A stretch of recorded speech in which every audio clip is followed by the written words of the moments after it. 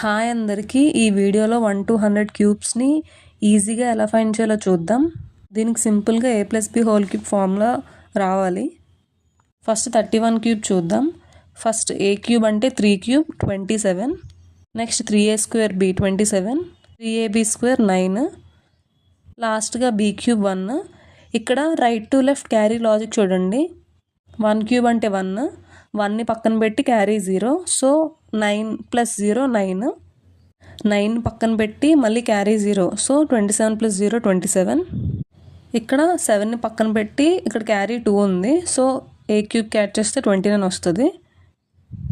ఇప్పుడు పక్కన పెట్టిన వాల్యూస్ అన్నీ 29తో కంబైన్ చేస్తే 29 7 9 1, సో 31 క్యూబ్ 29 7 9 1.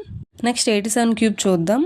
సేమ్ ఇలానే a cube 3a² b 3ab² b cube వేసుకుంటాం. ఇక్కడ b క్యూబ్ 343 పక్కన పెట్టి క్యారీ 34ని తీసుకుంటే 3ab² క్యాట్ చేస్తే 1210.